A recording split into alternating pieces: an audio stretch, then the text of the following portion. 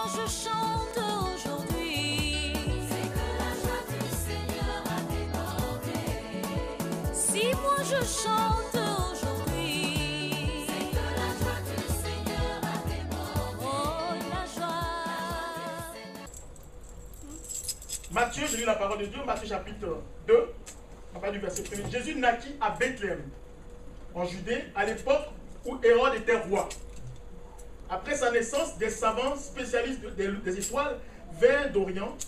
Ils arrivaient à Jérusalem et demandaient où est l'enfant qui vient de naître, le roi des Juifs. Nous avons vu son étoile apparaître en Orient. Et après cette nouvelle, il fut troublé, ainsi que toute la population de Jérusalem. Il convoqua tous ses chefs, les prêtres et les maîtres de la loi, et leur demanda où est le Messie, où le Messie devait naître.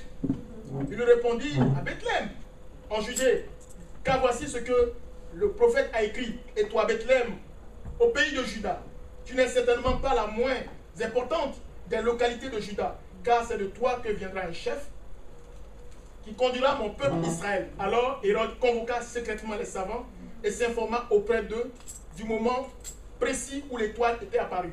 Puis il envoya à Bethléem, les envoya à Bethléem en leur disant, allez chercher des renseignements précis sur l'enfant, et quand vous l'aurez trouvé, faites-le moi savoir, afin que j'aille moi aussi l'adorer.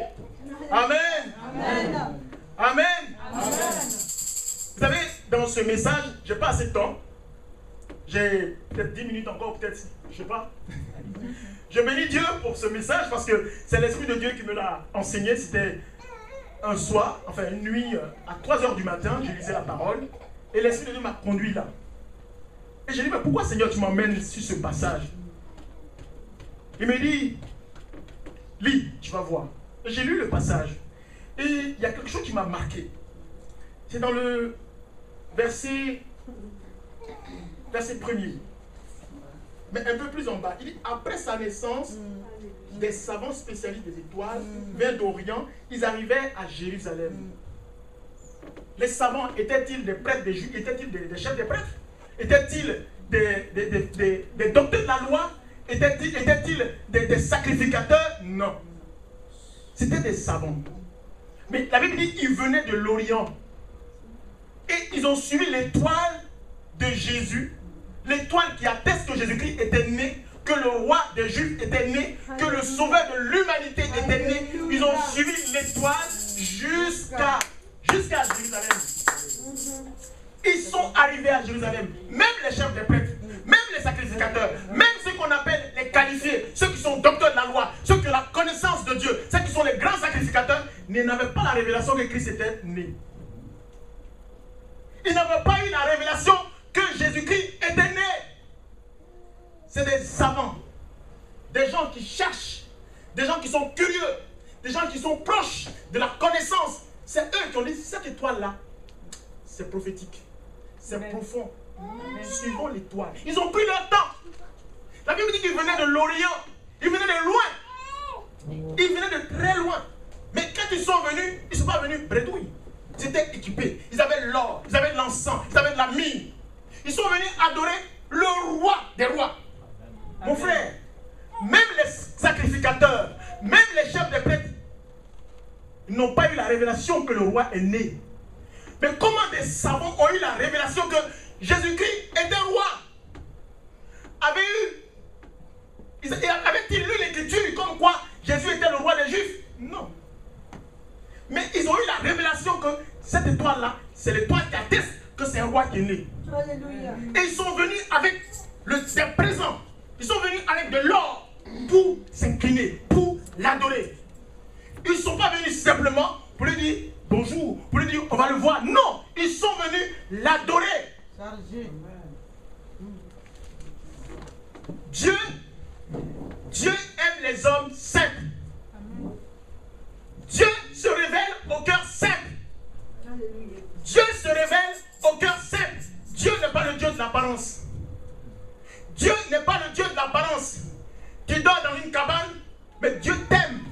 Il ne regarde pas la cabane, il ne regarde pas là où tu dors, mais Dieu aime parce que ton cœur est disposé à le recevoir. Et ceux qui l'ont reçu, les savants, ils avaient un cœur qui était disposé à le recevoir. La preuve, quand ils sont arrivés à Jérusalem, ils sont allés voir Hérode. Il dit, mais le Messie est né, le roi des Juifs est né. Et le roi va consulter les grands prêtres, les docteurs de la loi, pour vérifier si effectivement le Messie était né. Et c'est là qu'ils vont ouvrir leur grand livre pour savoir, ah oui, il devait naître en Judée, à Bethléem. Ils sont en retard. Ils sont en retard. Ils n'ont pas eu la révélation. Frère, nous devons être des guetteurs. Tu dois être un guetteur dans ta famille. Tu ne dois pas dormir. Rien ne doit te surprendre dans ta famille. Rien ne doit te surprendre. Rien ne doit te surprendre.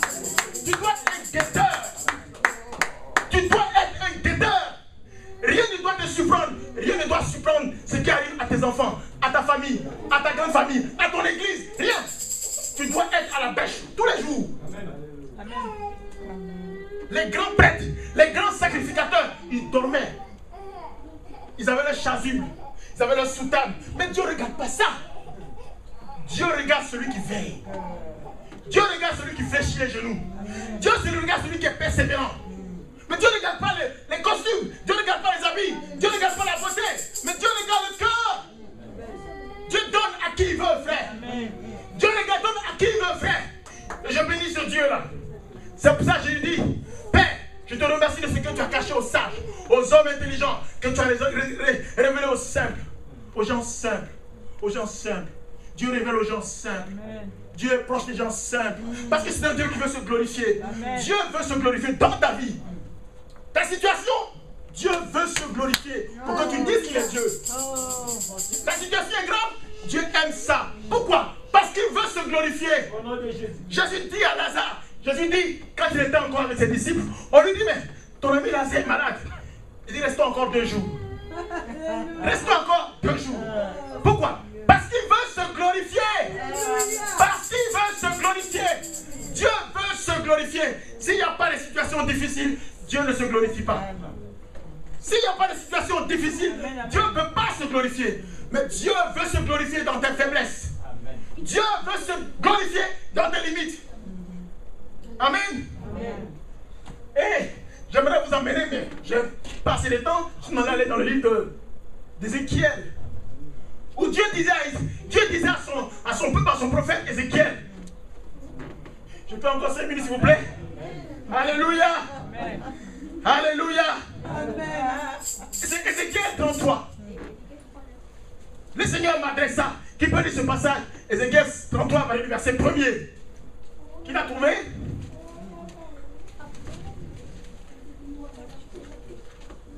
Amen. Amen. Dieu bénit, il vous bénit ce soir.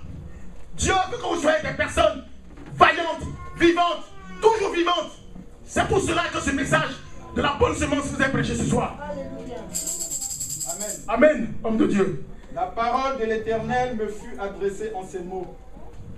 Fils d'homme, parle aux gens de ton peuple. Tu leur diras, lorsque je fais venir l'épée contre un pays, et que le peuple du pays prend dans ses rangs quelques hommes et l'établit comme sentinelle, si cet homme voit venir l'épée contre le pays, sonne du corps et avertit le peuple, et celui qui entend le son du corps ne se laisse pas avertir, et que l'épée vienne l'enlever, son sang sera sur sa tête. Amen. Il a entendu le son du corps, mais il ne s'est pas laissé avertir. Son sang sera sur lui. Celui qui se laisse avertir sauvera sa vie. Amen. Amen. Alléluia. Merci de Dieu. Dieu dit, il y a Ézéchiel, va prévenir. Va, préviens Israël.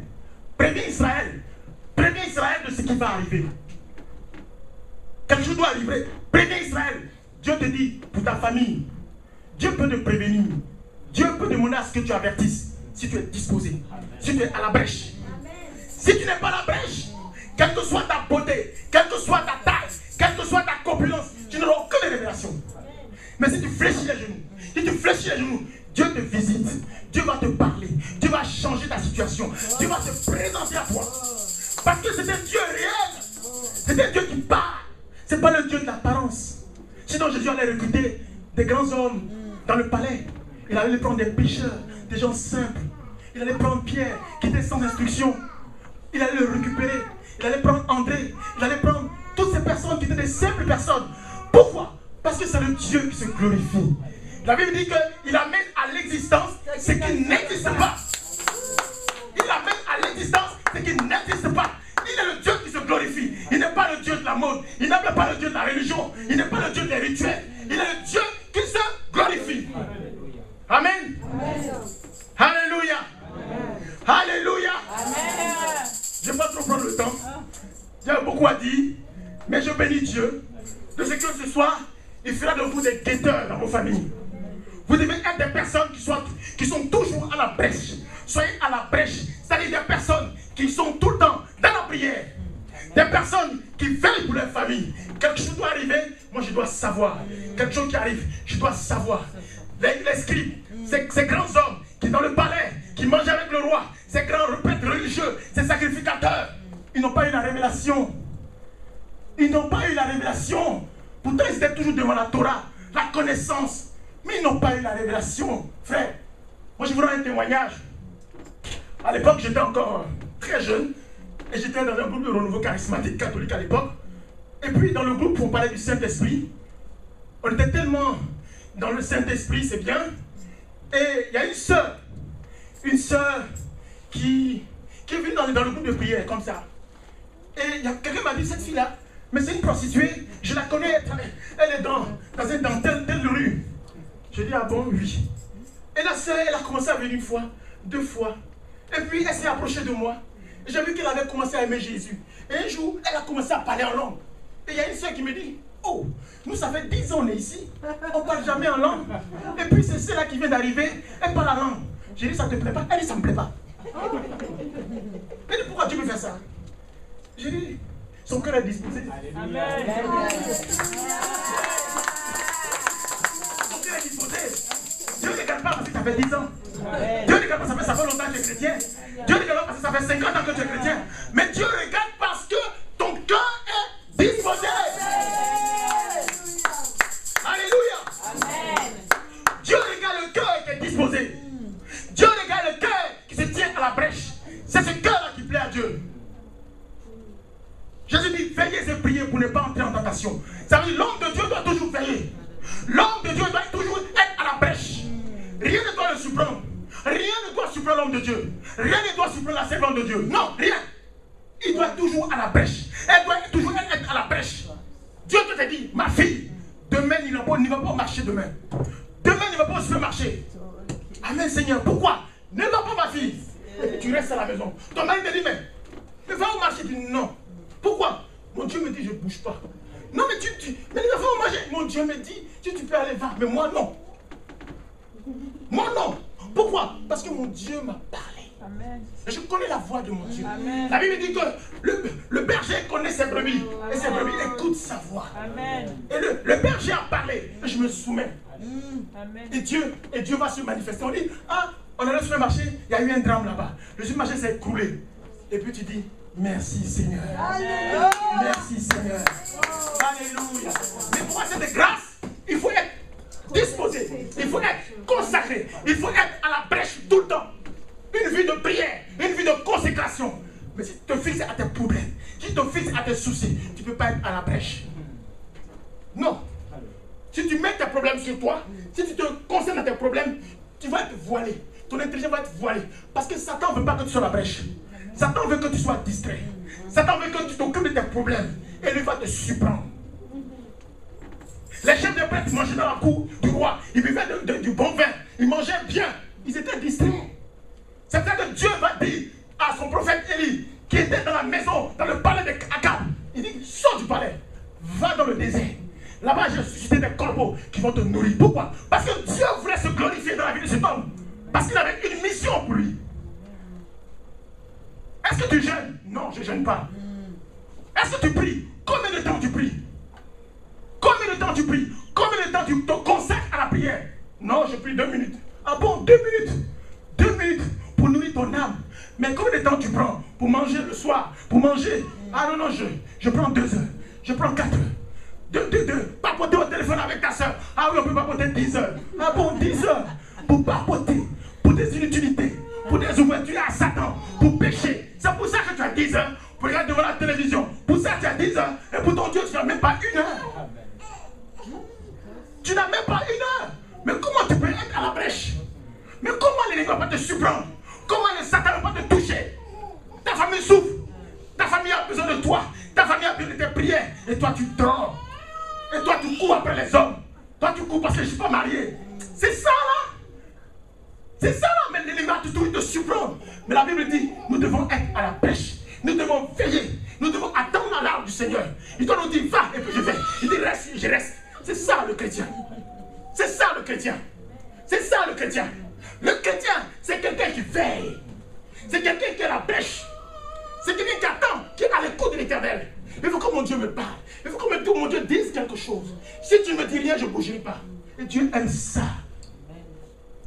Dieu aime ça. Et ce soir, je vais m'arrêter là. Pour dire que Dieu compte sur vous. Que le Saint-Esprit compte sur vous. Que vos familles qui sont égarées, peut-être, je ne sais pas. Mais le monde aussi compte sur vous. Parce que vos prières vont sauver des âmes. Vous savez, si Abraham n'était pas là, son neveu Lot serait mort. Alléluia. Mais Abraham était à la brèche. Abraham était à la brèche. Il dit à Dieu, il parlait à Dieu. Il dit, mais Dieu dit, je vais détruire Sodome. Pourquoi? Parce que tout cela, ils dorment. Tout cela, ils dorment. Tout cela, ils ne cherchent pas Dieu. La Bible dit, ils péchaient. Ils vivaient dans la festivité, dans la gourmandise. Déjà, ils sortaient avec leurs femmes, les enfants, tout. Ils faisaient n'importe quoi. Mais ils ne cherchaient pas Dieu. Et quand tu fais ça, devant Dieu, tu es une ordure. Tu es une ordure. Quand tu vis dans la tuteur, quand tu vis dans le désordre, tu es une ordure. Ne sois pas surpris. Quand on dit qu'il y a des accidents, on dit qu'il y a 100 morts. Pour Dieu, c'est rien. Parce que c'est une ordure, ceux-là. C'est des rebelles. C'est des rebelles. Vous savez, une fois, ce soir, la nuit, cette nuit, je priais tard. Et puis, le Seigneur m'a amené sur la guerre d'Israël. Je dis, mais Seigneur, pourquoi Dieu me regarde?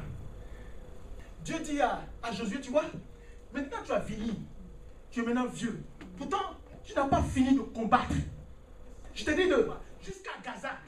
Jusqu'à Gaza, le territoire encore est dominé par les Philistins. Mais c'est Josué seul qui combattait véritablement. Après la mort de Moïse, quand Josué est entré à Canaan, il est arrivé à Canaan, ils ont combattu. Mais à un moment donné, ils n'ont plus combattu jusqu'au bout. Et il y a un territoire qui est resté externe. C'est comme vous, par exemple. Vous avez trouvé quelqu'un. Vous avez une plantation, une grande plantation. Vous voyez quelqu'un qui vous aime bien, que vous aimez bien. Vous lui dites, viens, tu vas prendre un peu de parcelle. Tu vas travailler, tu vas faire ton champ. Et la personne prend la parcelle bien dans votre champ. Et elle cultive.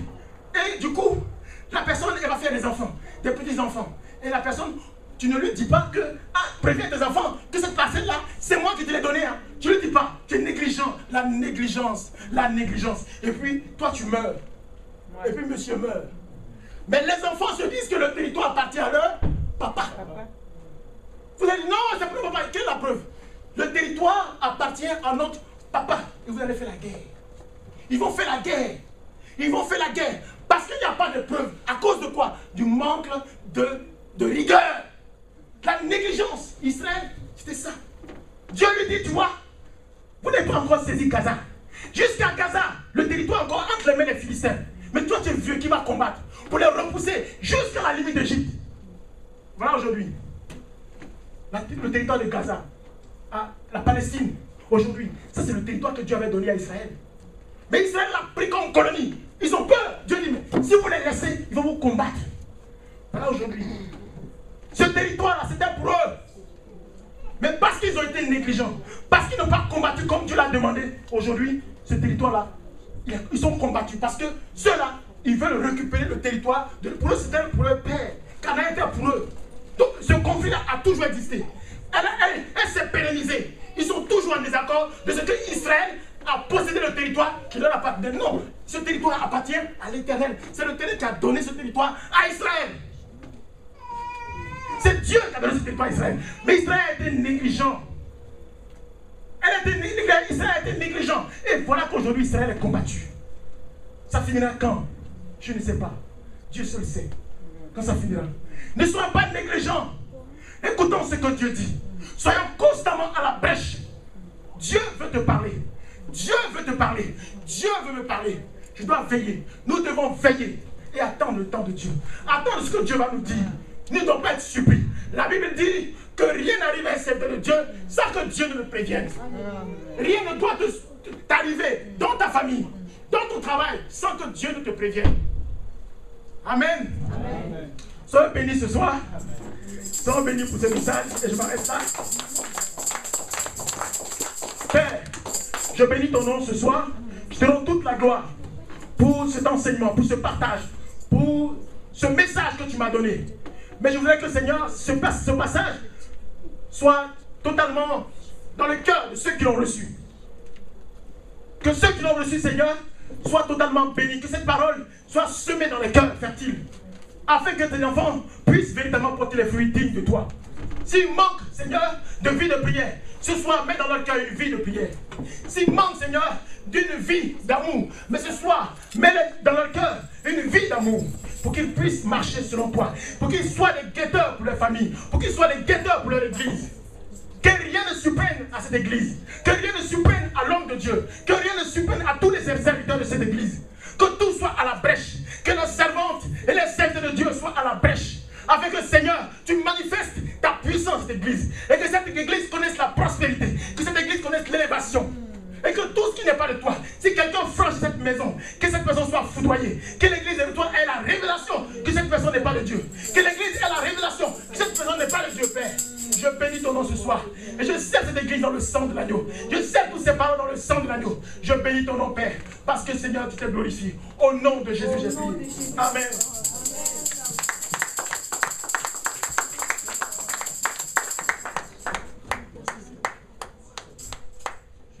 Que l'Éternel bénisse cet homme de Dieu.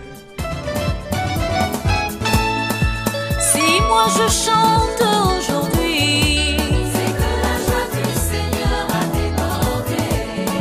Si moi je chante